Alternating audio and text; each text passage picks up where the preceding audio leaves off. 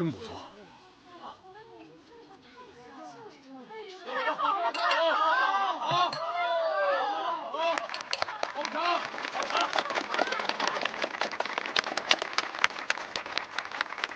各位，自宋起，便有龙脑香贡茶，熏制花茶工艺盛行。正所谓，茶饮发香，以益其味。大家现在所品尝的，便是我水墨茶行的招牌——一品莲茶。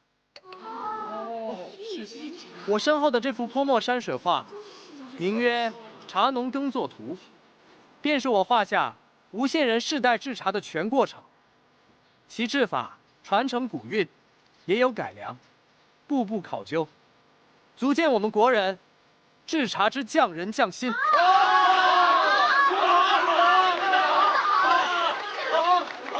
好茶呀！这不仅保留了绿茶的鲜、浓、甘、爽，又融入了莲花的清新，这真是巧夺天工，声韵绝伦呐！是啊，好茶，好茶，真的是又好看又好喝。这光瞧这布景啊，就比那东洋玩意儿时髦太多了。说得对，好。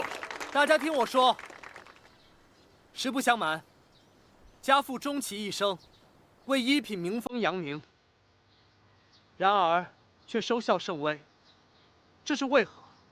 是因为我们国人对自己的物产没有自信。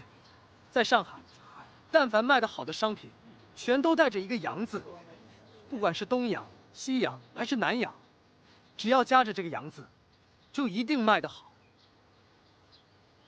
我水墨茶行的一品名风，卖给了英国皇室，所以这各国的出口商便蜂拥而至。但这在我看来，却是一种悲哀。如若我们的国人对自己的物产都没有自信的话，以后我们还怎么将我们的国货传承下去？兄弟，对，一品名风，一品名风，中国茶王，中国茶王，中国茶王，中国茶王，中国茶王，中国茶王，中国茶王，中国茶王，中国茶王，中国茶王，中国茶王，中国茶王，中国茶王，中国茶王，中国茶王，中国茶王，中国茶王，中国茶王。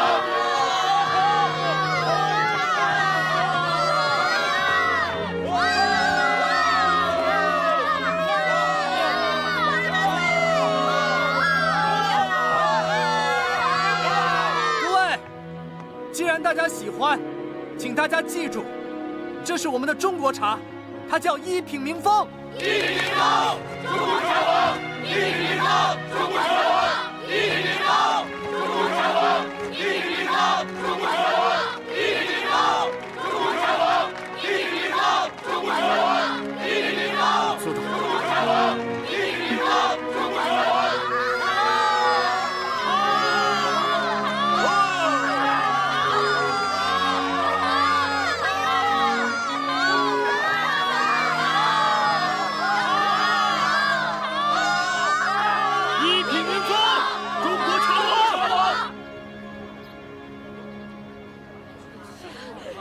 里边请，里边请，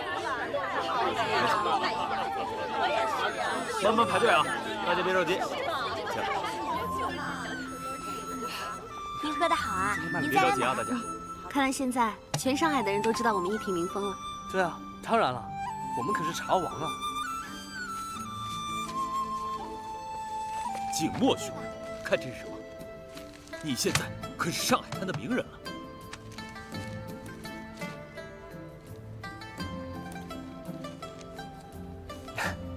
名不名人我不在乎，我只在乎我这一品名风卖得好不好。你觉得怎么样？景墨，咱们这次带来的10几担茶，现在还剩不到5担了。照现在的情况下去，最多还只能卖3天，这还只是零散售卖的情况。不行，不能这样。程景墨，你们回去取茶吧。好，加油！欢迎光临。来来来。景墨，咱们该回去了。是啊，该回去一趟了。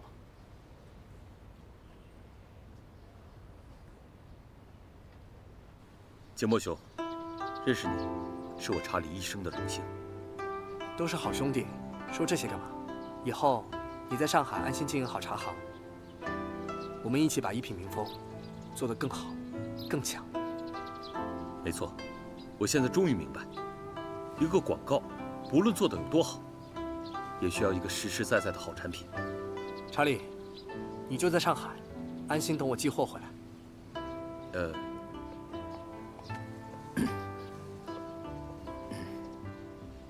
景墨兄，作为兄弟提醒你一句，秋水的事情，你要勇敢一点。无限可没有上海这么开放。没关系，总要有人走出第一步的。好了，我知道了。延青，该回去了，记得要改口叫我夫人了。嗯。好，保重。我回去理好货，就给你发过来。我等你。好了，我们走吧。嗯。叶青。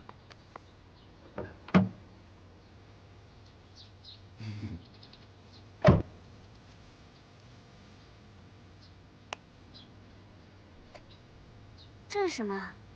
送你的。啊，这干什么用的？这个叫做护脸霜，你每天早上洗完脸之后，就把它涂在脸上，对皮肤好。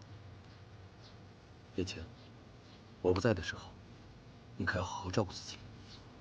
谢谢你啊，查理，你是我在上海遇到的最好的朋友。冰清，时间不早了，再不走可赶不上火车了。嗯。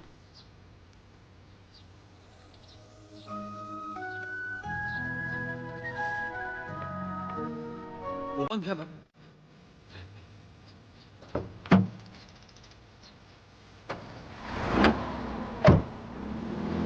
一路顺风啊！快回来吧！再见，拜拜。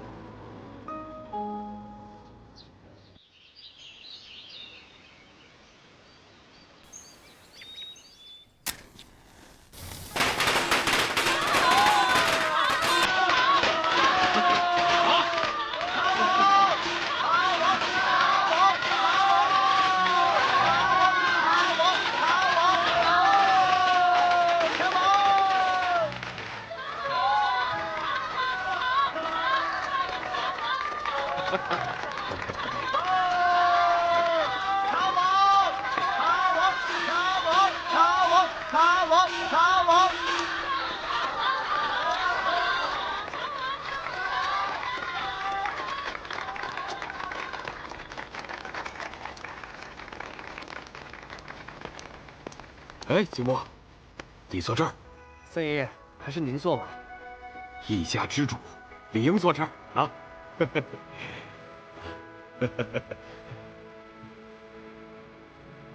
景墨此去上海，带着一品民风，在国内外都打出了知名度，这乃光耀门楣，是我程家之荣啊！是啊，景墨，这次你可是给程家光宗耀祖了。咱们无限早就听说了，你在上海啊，那是大杀四方，还斗了茶王，厉害。这次我去上海，也考察了很多茶行和茶室，所以这次回来有一个新的想法。我想重新分配一下我们的茶园。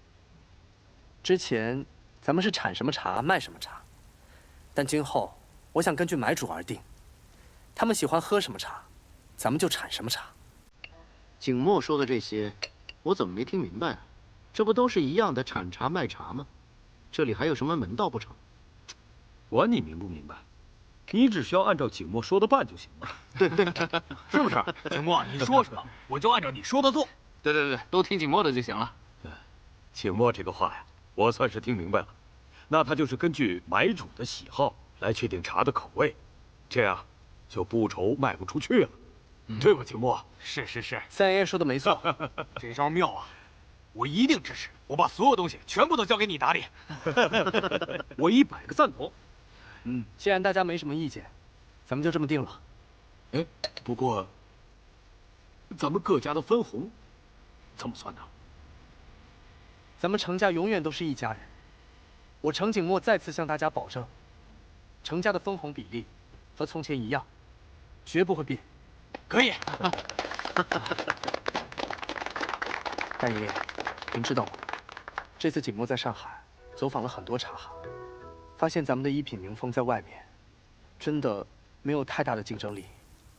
外面的茶在广告方面特别舍得下血本，所以我想，以后在广告这方面，我们也要跟上才行。我相信，只要我程景墨在，今后一定让全世界都喝上中国茶。好，这个真是太好了。真是辛苦你了，阮氏。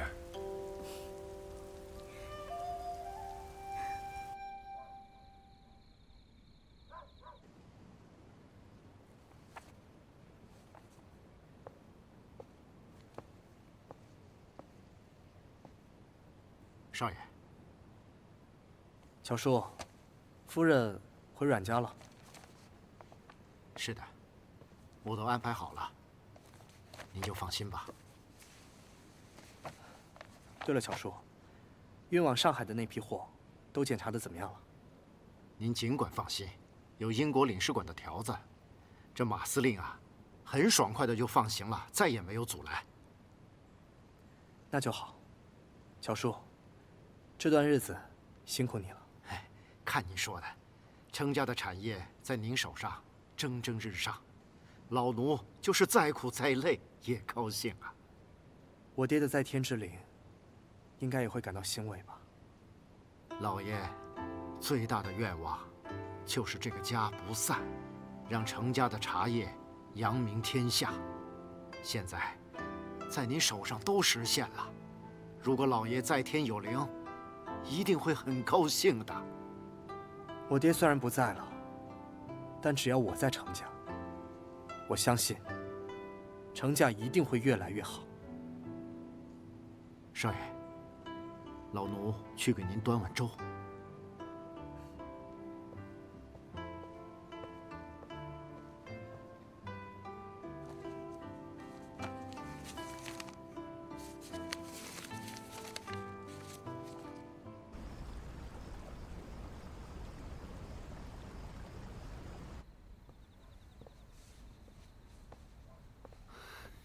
哎，子庸啊，我跟你说，你别提秋水了。你说他去上海，跟那个程景墨，跟那小子，这算是什么事儿啊？韩生，你把东西放这儿就行，你回去吧。好的。夫人，明日乔叔会派人来接你的。好，去吧。来，子庸，咱喝酒啊。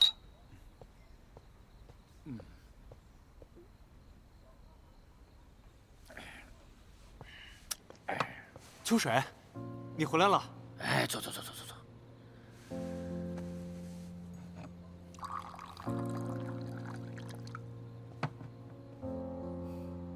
怎么，现在娘家都不欢迎我了？你这说的什么话呀？这是你的家，你愿意来就来，愿意走就走，谁还管得了你呀？你坐下来跟我一块儿喝，好不好？我不喝。秋水，好不容易回来一趟，陪你爹好好聊聊。他知道你去上海的事，很惦记你。子庸，子庸，你说句心里话，你还喜欢我们家秋水吗？爹，你说什么呢？子庸，你难道嫌弃我们家秋水是寡妇不成吗？没有，我从来没有嫌弃过秋水，只要秋水愿意。子庸哥，你也喝多了，早点回去休息吧。找你半天了，原来你在这儿喝酒呢。天色不早了，我爹叫你回去呢。既然马司令找你，那肯定是有急事。那我也就不多留你们了。走吧，走啦，走啦，走啦。那程叔早点休息，我先走了。不是，子荣，子。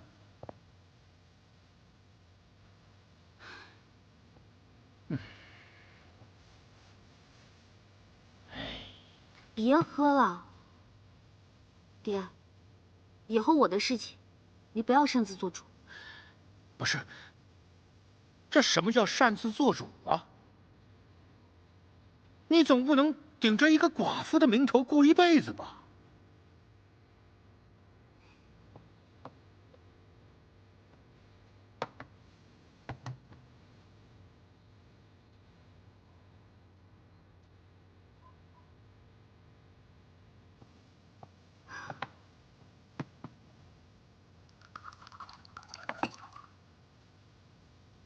爹，这些钱你先拿着，过好日子就行了。以后我的事儿，你不用操心了。我这一路有些累了，先去睡了。秋水，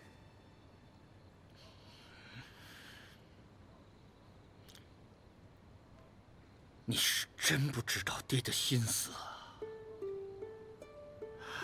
爹也是一只脚入了土的人了。你以为就真的为了这俩钱儿吗？啊？爹还不是希望你找一个中意的人，有人疼你，有人爱你，两个人高高兴兴的过一辈子。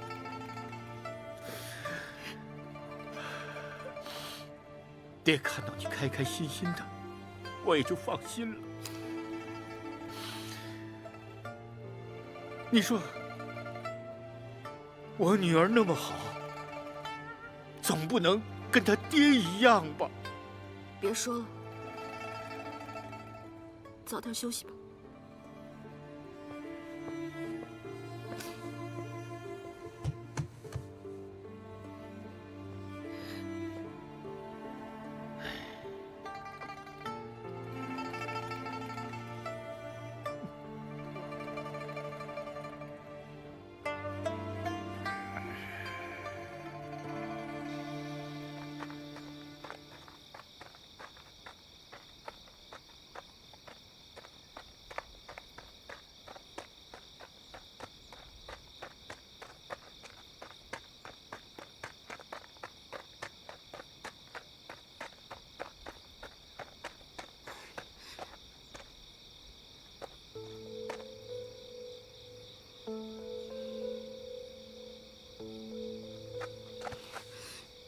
婉如，你放开我！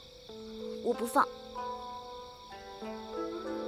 我知道你一直都喜欢他，可是他从来都没有爱过你。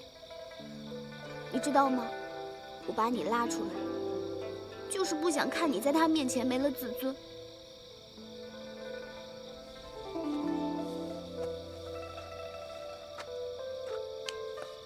子庸哥，我不想看见你难过。任何人，如果要是敢伤害你，我都会跟他拼命的。天色不早了，回去吧。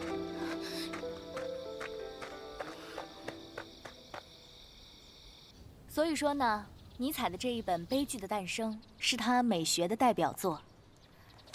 好了，今天这节课就到这儿。那么下一节哲学课呢，我们会接着给大家讲尼采的精神导师叔本华的一些理论。大家上一节的素描课的作业都放在画板上了吧？好，放在那儿吧，等会儿我一个一个收。谢谢老师，谢谢老师，回家注意安全。老师再见。注意安全啊！老师再见。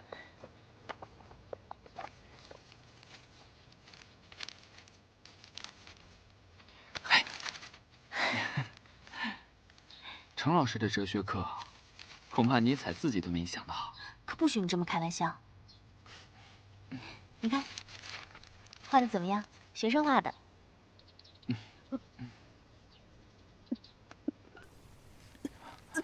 哎，东尼，你怎么了？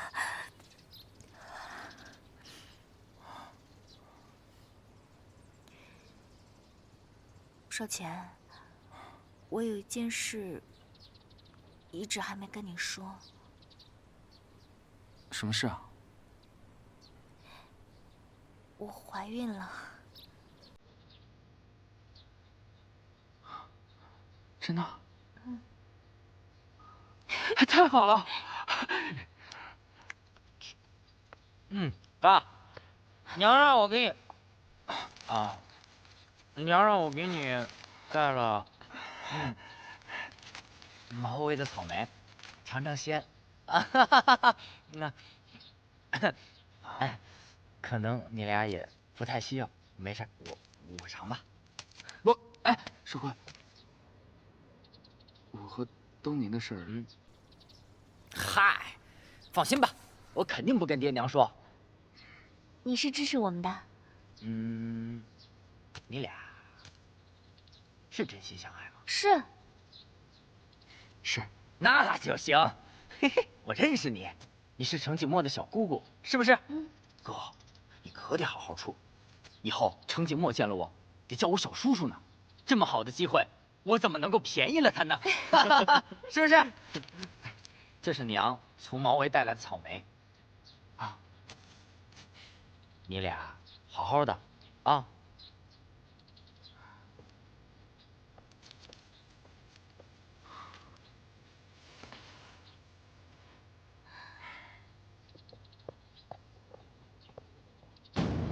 哎呀，你们这是干什么？啊！哎！爹！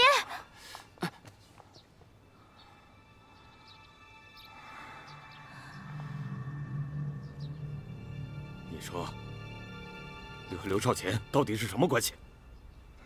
既然您都已经看见了，那好，我承认，我喜欢他，我早就已经跟他在一起了。我把你养这么大，你就是这么报答我的？宁儿啊，你一个姑娘家可不能办糊涂事儿啊！你现在长大了，你真心喜欢谁，我绝对不会横加阻拦。可你明明知道程刘两家有仇，你还和刘家小子勾勾搭搭，还有没点廉耻啊你？我不会同你们在一起的。爹，如果我偏要跟他在一起呢？打死你！老爷，老爷，你就饶了女儿吧。好。放我出去！放我出去！别叫了！你要是一天不跟刘家撇清关系，你就一天别想出来，再求我也没用。出去！放我出去！老爷，那刘家大少爷一直跪在门口，说是要见您。叫他们出去。是。还有，告诉他们，如果再敢登我程家大门，定将他狗腿打断。是。爹。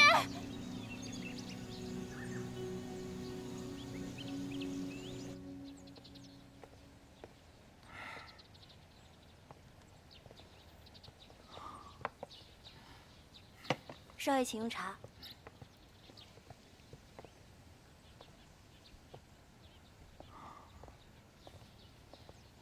刘少爷，你怎么来了？程少爷，我有要事要请你帮忙。怎么了？是我小姑姑出什么事了吗？你已经知道我们的事了。我当然知道了，小姑姑都告诉我了。我和东尼被程三长老知道了。三爷爷知道了。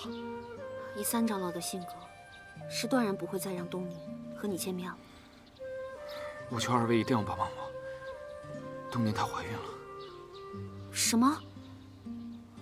我们好不容易才走到这一步的，我和东尼是不会放弃这个孩子的。我求二位一定要帮帮我，帮帮这个孩子。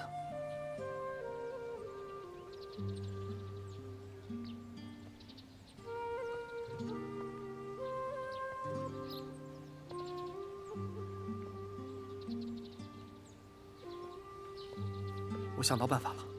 什么办法？刘少爷，你带着我小姑姑私奔吧。私奔？这怎么可以啊？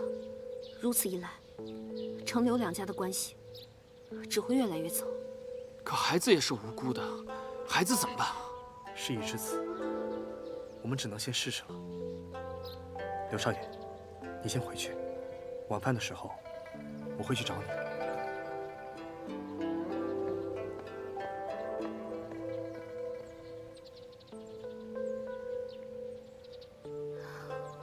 季墨，你可知，若他们二人迈出这一步，就再也不能回头了。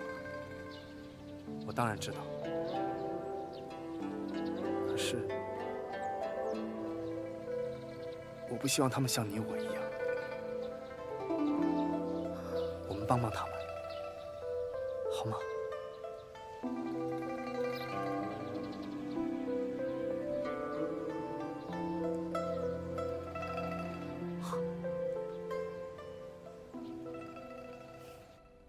老爷，你就吃一口吧，这生气也不能当饭吃啊。吃什么吃？你看你那不成器的宝贝女儿，找谁不好，偏偏要找他刘家那个臭小子。那你就真打算一直这样惯着他呀？他想出来啊，要是不好好反省，一辈子都别想出来。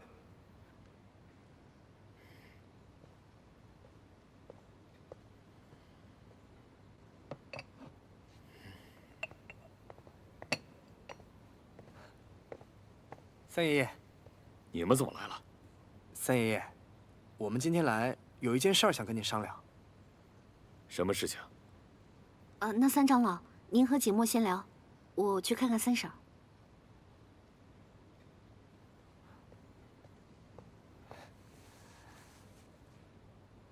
是这样的，最近这茶行的生意还不错，我想，要不咱们趁热开间分店。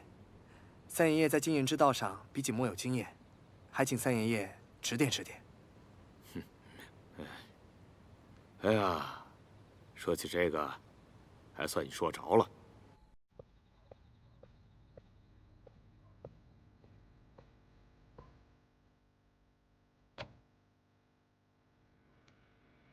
东娘，东娘，东娘，秋水，是你吗？是我，我来带你出去。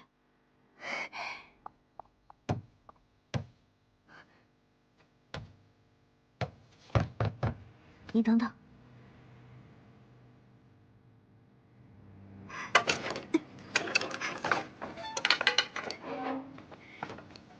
东娘，秋水，东娘，你快走。走，去哪？少钱呢？你先别管那么多，刘少爷会带你先出去避一阵子。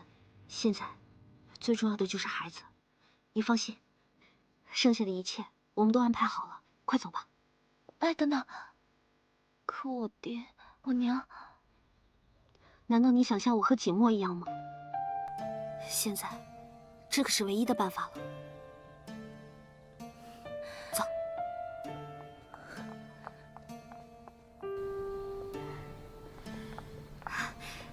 来了。东娘，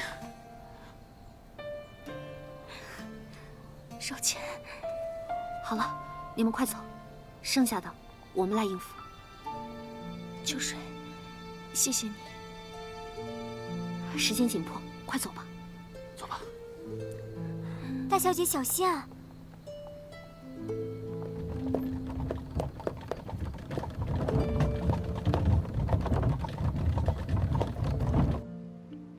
以吴县目前的茶行规模来说呀，几近饱和。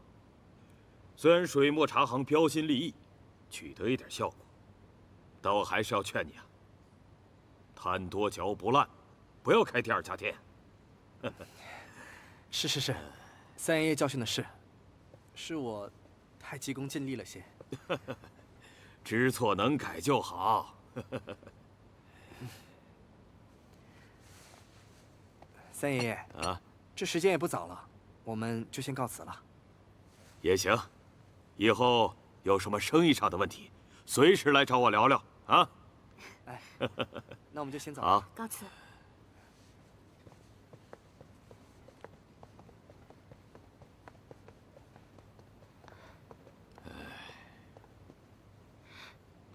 景墨和秋水来了。什么？你犯糊涂了吧你？刚才那个阮氏不是去找过你吗？没有啊。不好了，老爷，小姐不见了。什么？你不是把门给锁上了吗？哎呀，完了，上当了！景墨这小子根本就不是来找我谈什么生意的。哎呀！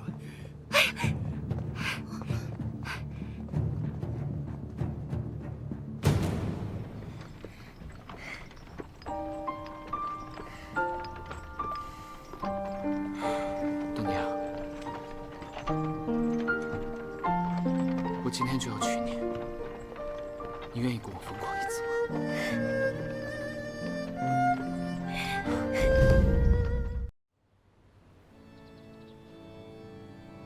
May God bless you。愿你们结为神圣的夫妻，无论贫困、患病、残疾，直至死亡，都不能将你们分开。阿门。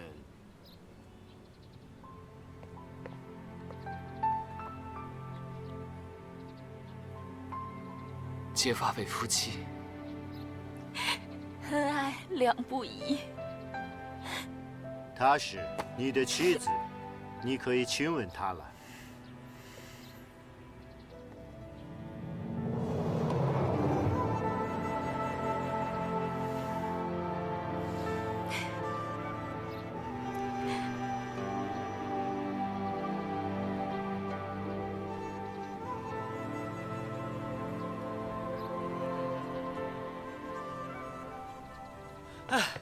哎，哥！哎，你来干什么？你怎么来了？快！让我哥跟你小姑姑赶紧走。你说什么？我说你快掩护我哥，快在城桥街跑！快！你们快走吧，走那边，快走！大小姐小心啊！东尼小心啊！不是我说啊，要是我哥跟你小姑姑结婚以后，你得叫我一声小叔，知不知道？你小子！哎。 三爷爷，程景墨，你要干什么？给我让开！三爷爷，你就放他们走吧。让开！爹，爹，你有什么脾气你冲我发，真的，你就成全我大哥吧。放肆！我大哥是真的爱程小姐的，你就成全他们吧。是啊，三爷爷、刘老爷，他们是真心相爱的，你们就放他们走吧。哼！我程家绝不可能与刘家有任何关系。你程家算什么啊？ 要进我们刘家的门，先问我答应不答应？好了，好了，爹，给我把他们全抓回来！大小姐，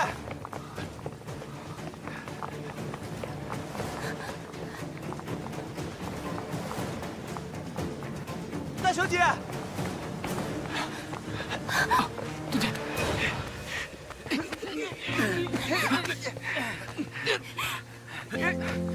冬天，冬年，小姐，放开我！冬年，等我！冬年，小姐，红双眼，就让爱让一场离别，空气中搁浅，带走的昨天。哥！哎呀，哥，你们放开他！想要说我爱你，被吹散了一地，在爱情中面对着恐惧的生死别离，不能说我爱你，时间带走回忆。许心它会有感应，多年后相遇。你可知道，犯了我们刘家几条祖训？携女私奔，抛卸责任，你该打；不顾父母，私自结婚，你更是该打。我今天就打死你算了。娘，你劝劝爹别打了。爹，你别打了。你给我跪下！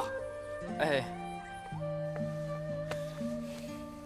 你不辨是非，助纣为虐，你也该打。我花钱让你去国外留学，你却做出这种事情来呀你啊！咱们吴县什么样的女孩子没有？啊！你偏偏跟那个什么程家的姑娘走在一起，你这……东宁她怀孕了。这……你说什么？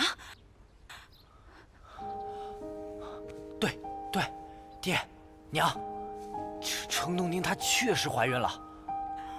老爷，咱有孙子了！啊！快，起来！哎，快起来，起来呀！儿子，起来！哎呀，别生气了啊！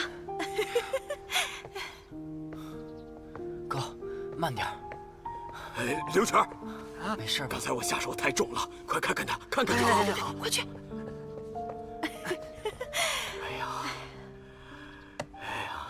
爹，如果我怀了他的孩子呢？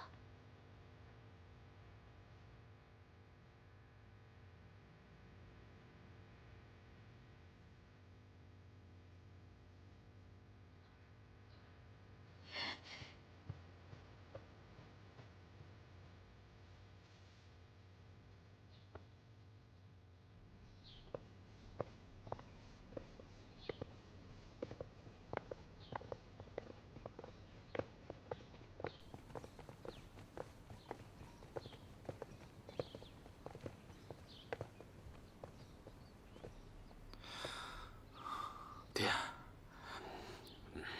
没事。畜生！伯父，哎，你干嘛打我儿子？没事，爹。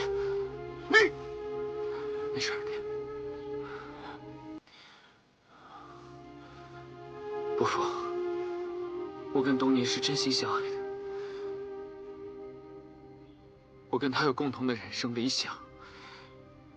我请求您能够成全我们，我一定会对他好的。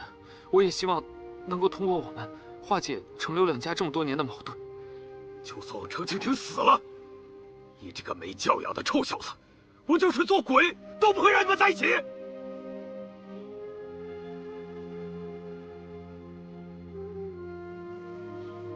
我跟东宁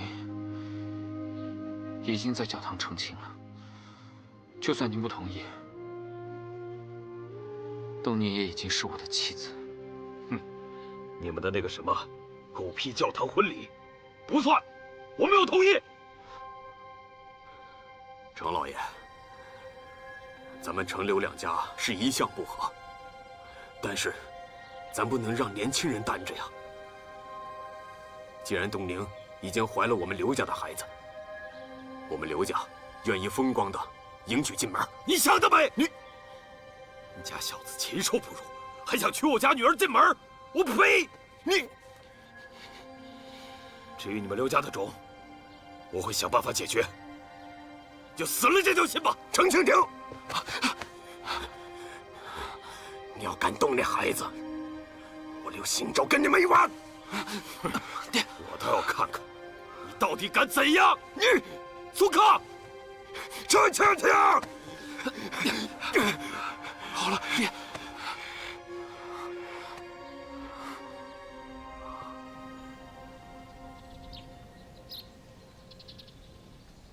三爷爷，小姑姑既然已经怀了孩子，您就成全他们吧。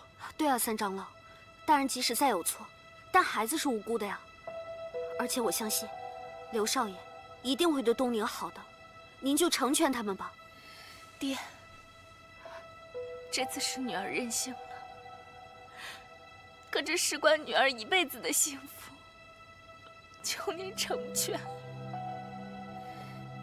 你看看，你做出这丢脸的事情，所有人都知道了，我这张老脸都败光了。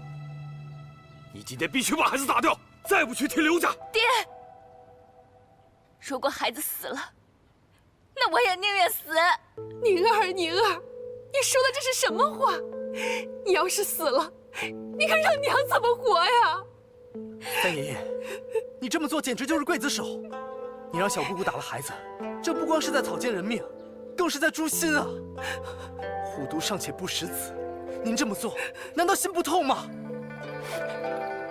还是我错了。好，2条路，你自己选。要么你打掉孩子，就算你一辈子嫁不出去，我养你一辈子；要么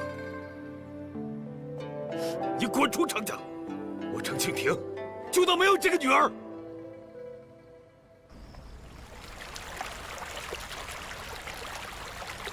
老爷，小姐和姑爷又来了，现在在门口求见。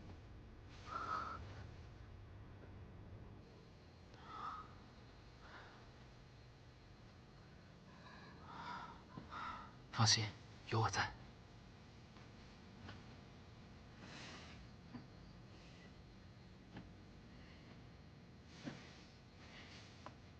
让他们出去，我谁都不见。是。站住！你也不许见。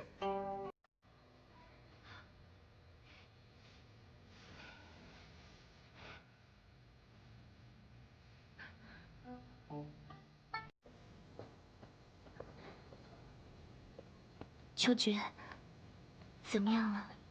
小姐，老爷还是不愿意见你。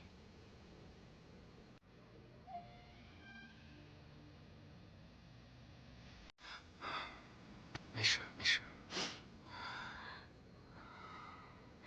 秋菊，那我爹和我娘，你一定要照顾好他们啊！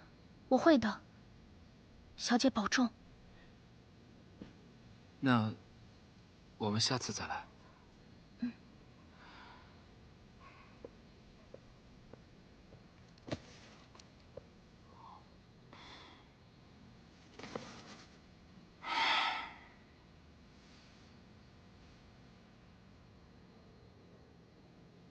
我们走吧。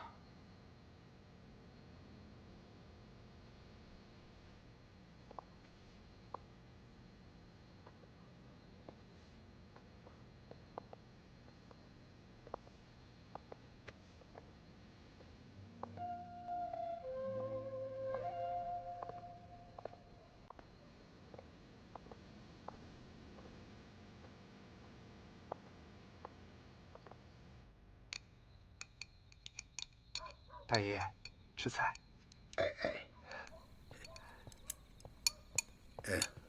您多吃点。少爷，3长老今晚不来了。知道了。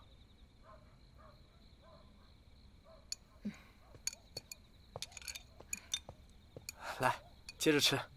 今天是团圆日，大家都开心点啊！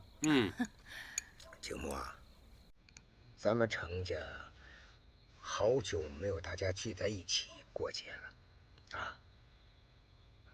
自从你爹过世以后啊，家族分分合合，经历了多少状况？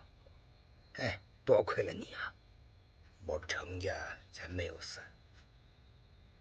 来，大爷爷给你喝上一杯。大爷爷，少喝点。喝，高兴啊！喝吧，咱。大爷爷，我敬您。来。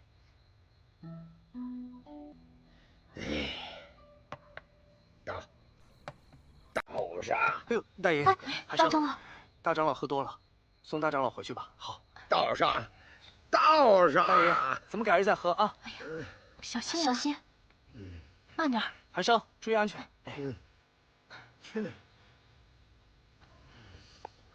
差不多了，咱们走吧。我们也走了。今天还有件高兴的事儿，你弟弟妹妹景欢、景乐回来了，估计这时候也已经到家了。我们也走了。别啊，叔，直接让景欢、景乐来这儿吧。对啊，这么多菜，人多热闹。不用了，景乐。那个景乐和景欢他俩呀，想必一路赶来都累了。我在家给他们准备了饭菜，就不过来了啊。那既然如此，我也就不留你们了。你们继续。你们吃好喝好啊。你们谁都别动啊。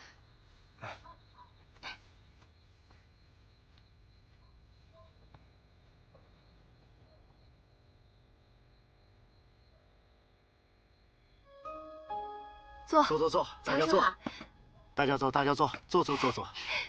来，梅师傅坐。今天呀是中秋佳节，这儿呢我们就是一家人，我们一起呢过团圆节。我敬大家一杯。节日快乐！节日快乐！哎，来，节日快乐！好酒，好酒。哎呀，少爷夫人，少爷夫人，你们怎么过来了？好啊，大过节的，你们在这喝酒吃肉，留我们两个在那儿多无聊啊！是啊，中秋佳节本来就是团圆日，大家一起过才热闹嘛。只要少爷夫人不嫌弃我们就好。少爷夫人才不会嫌弃我们呢，他们在家从来都没有主人的样子。少爷夫人快坐，我去给你们拿碗筷。对，夫人，少爷，请。来，来，今天既然是中秋节，那咱们喝一个团圆酒。来，我敬大家。好，来，中秋快乐！中秋快乐！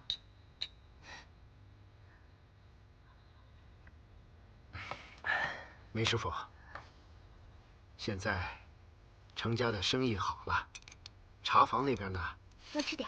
您多费心，我敬你一杯。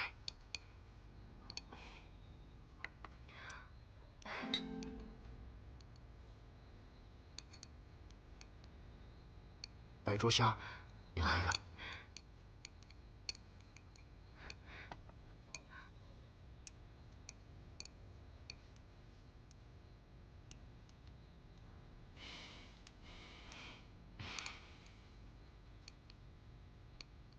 梅师傅，您那边还好吗？好，那就好。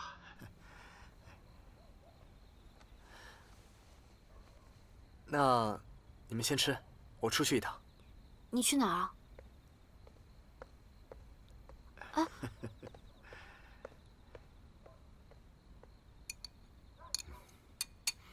来，梅师傅，吃这个。好。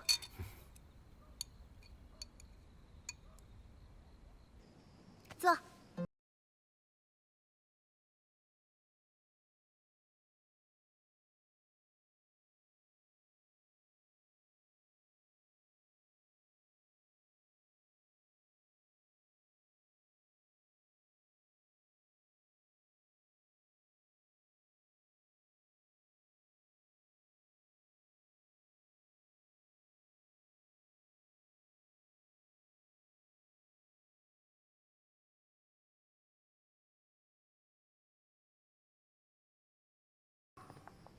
司令，二太太，三太太。哎，我说宝贝闺女，这爹回来了，怎么还不高兴啊？啊？哎呦，宛如啊，这回来的一路上啊，你爹可是一刻不停的念叨着你呢。嗯，姐姐，你说是吧？爹要是自己回来呢，我就高兴；这样回来，我就不高兴。嘿，这孩子，你这怎么说话呢？好好的节日气氛都给破坏了，睡觉去。嘿，我说，司令，你看他。哎呀，司令。司令。司令，秀云身体有些不适。你先回房去了。回吧。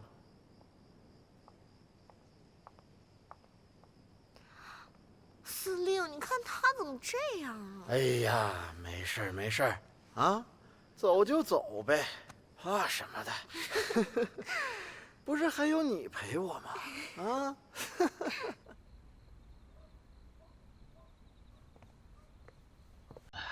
爹，秋水，你怎么来了？是景墨接我过来的。他说是中秋佳节，要一家人团圆嘛。秋水，你还好吗？爹以为中秋佳节你一个人过得冷冷清清的，看到你挺好，爹也就放心了。伯父，来，坐。哎，爹，你快坐。好，我给您倒酒。哎，好。今日中秋节，我敬您。哎，爹，中秋快乐。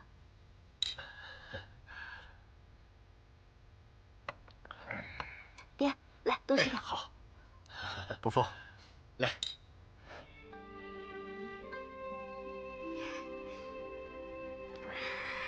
爹，够了，别再喝了啊！没事儿。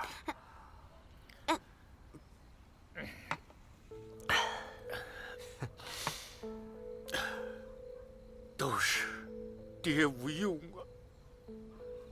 伯父，爹怎么那么无能啊？我是想让秋水过上好日子。可现在你呢？伯父，您放心，这程家还有我程景墨呢，我会对秋水好的。啊，这都是我的错呀！爹，这大过节的，您说这些做什么呀？我当时以为秋水嫁的是景墨呀。来。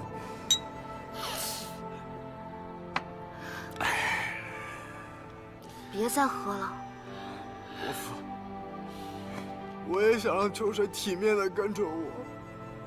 爹，喝多了啊！来，起来，回屋了。秋水啊，都怪你那狠心的娘啊！爹，咱别喝了啊！喝，别喝。寒生，哎，爹，咱下次再喝啊！我爹喝多了，快扶我爹回去。没事。寒生，慢点啊！哎。景墨，来，起来，快！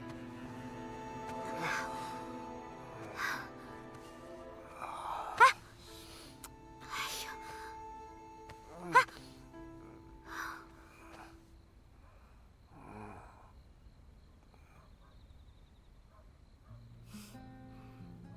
你个笨蛋！你喝多了，我去给你拿醒酒汤。景墨，你喝多了，这掉哪儿了？我这簪子呀，这是。景墨，你喝多了，别这样。哎呀天哪！你们干什么呢？这是！哎呀，程景墨，太过分了，太过分了！这个，程景墨，哎呀，作孽呀！这是。不是你想的那样。哎呀，程景墨。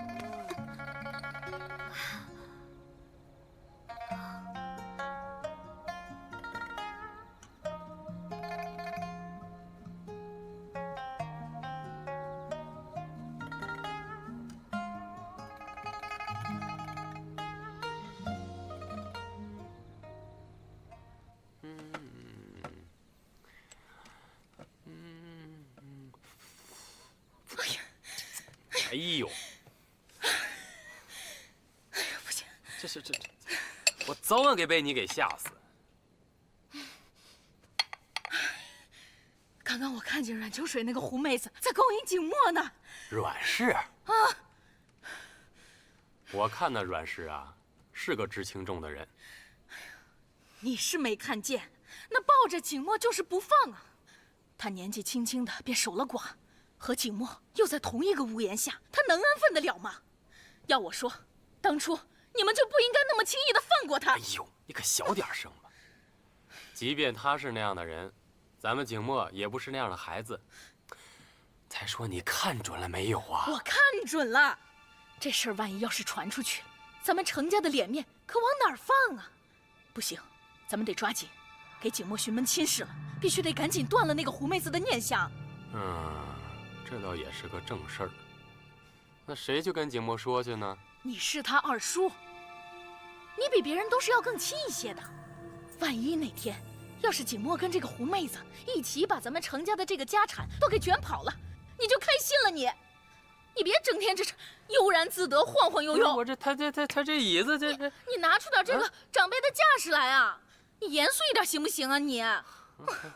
现在的景墨跟当初是大不一样了，我们可千万不能让他离开我们程家。那你说说怎么办呢？我们不能去说，我们要让那个狐妹子去说。阮氏去说？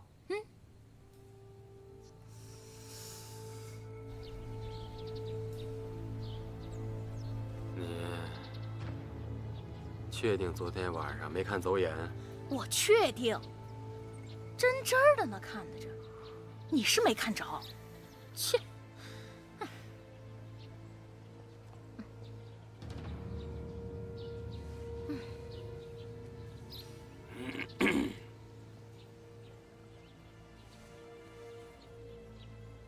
昨晚的事儿，说说吧。我不知道如何解释，二位才会相信。但昨晚的事，真的只是个误会。哼，误会？你敢摸着自己的良心说，你对景墨没有任何企图吗？你心里没有他吗？我没有任何企图。你看，这说话都结巴了。老爷，他们肯定有事儿。我和景墨向来都懂得举止分寸，我也很有自知之明。哼，你说这话谁信呢？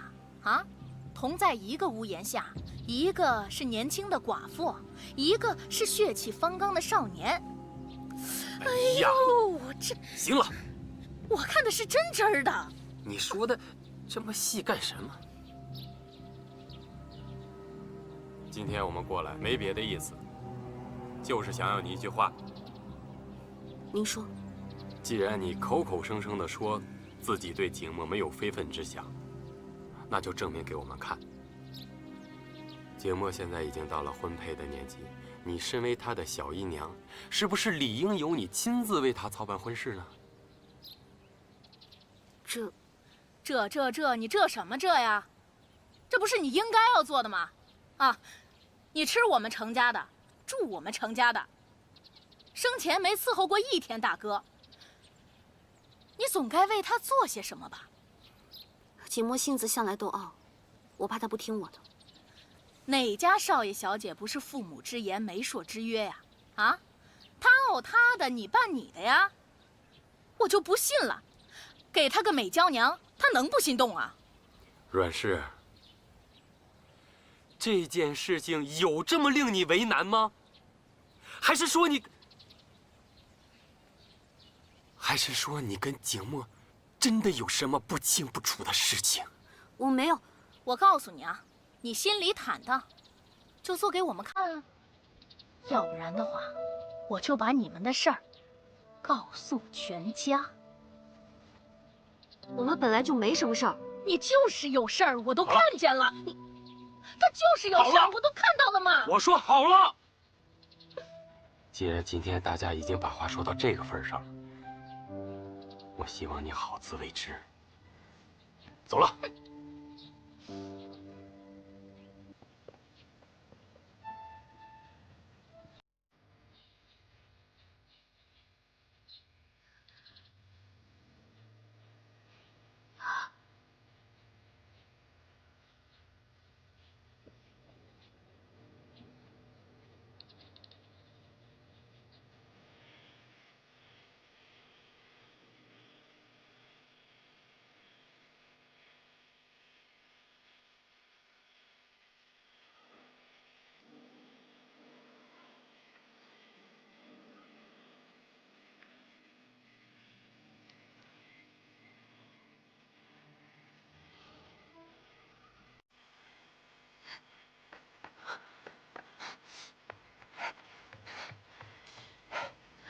哎，我找了你好大一圈，你怎么一个人来这儿了呀？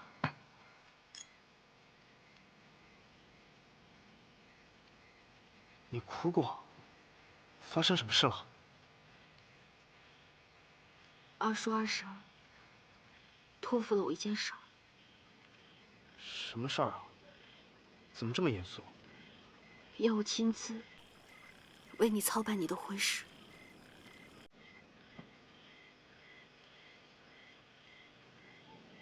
你答应了？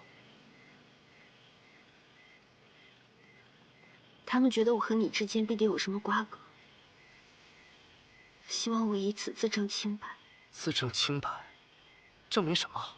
我没有什么可证明的。你是程家主事，总归避免不了。我们都现实一点吧。现实一点，现实一点，那就是我程景墨今生非你不可。他们说的没错，我程景墨就是爱上你了，证明什么清白？不，我们都已经很努力的克制自己的情感了。我去找他们。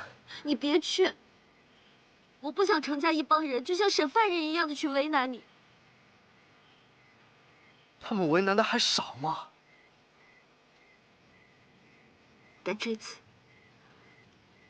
程家是真的为你好。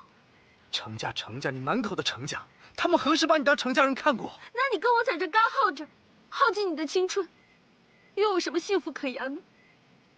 阮秋水，我程景墨今生的幸福只有你能给，换成别人，哪怕一丝都没有。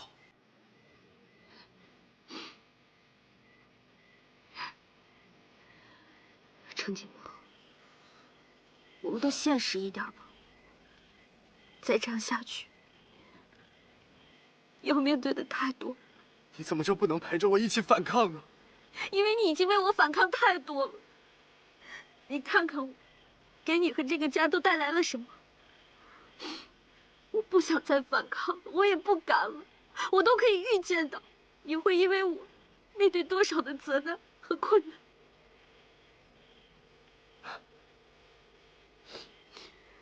所以，在上海的一切都是假的，是吗？不是假的，那是一场梦，很真很真的梦。但我们终归得有一个人先醒过来，然后再叫醒另外一个人。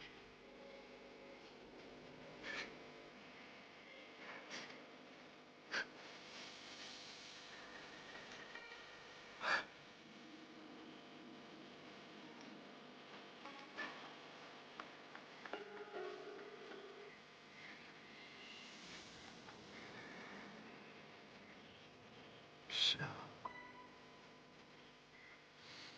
这是一场梦，我不愿意醒来。知道，你本也不愿意醒。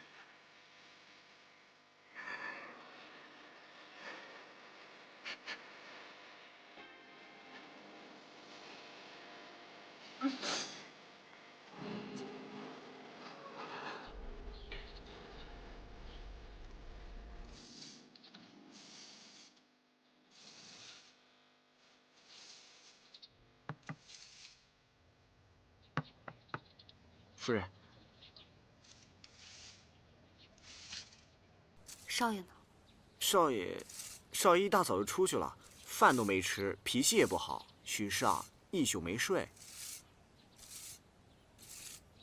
燕青跟着去了吗？燕青跟着去了。那就好。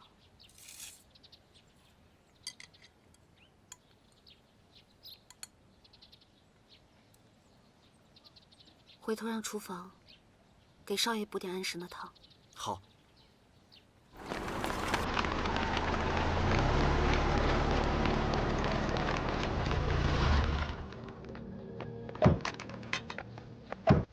把你们少爷找来。哦，好。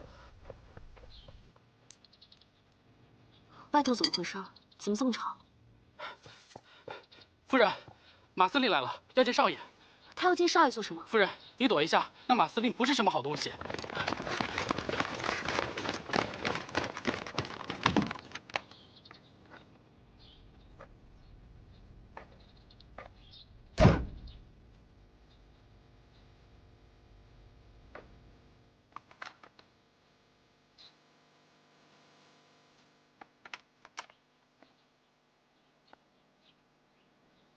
这位姑娘是？这位是我们程家的长房夫人。轮到你说话了吗？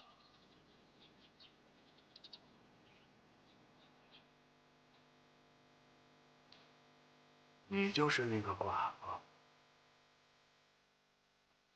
没想到长得还挺水灵。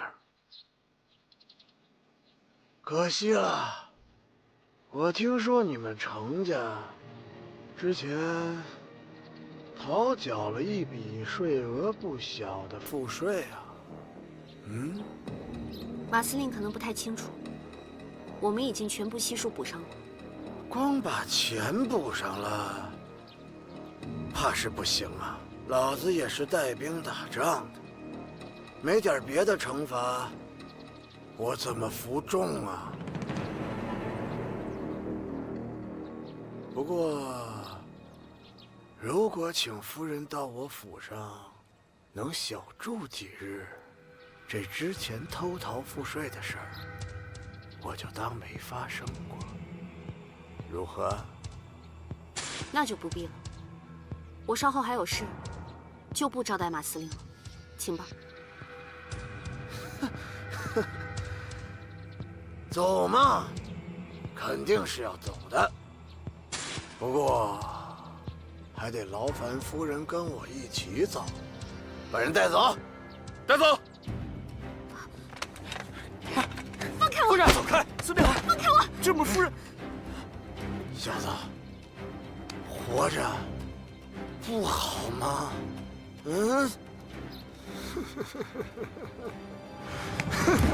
海生，放开我！夫人，海生，我先跟他们走，你快去找乔叔。废什么话，带走！放开我！公文，放开我！我们快去找球叔。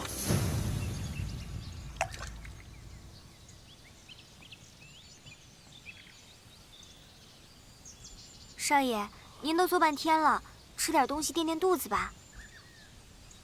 不吃了，没胃口。少爷，少爷，少爷，不好了，出事了！怎么了？夫人被马司令抓走了。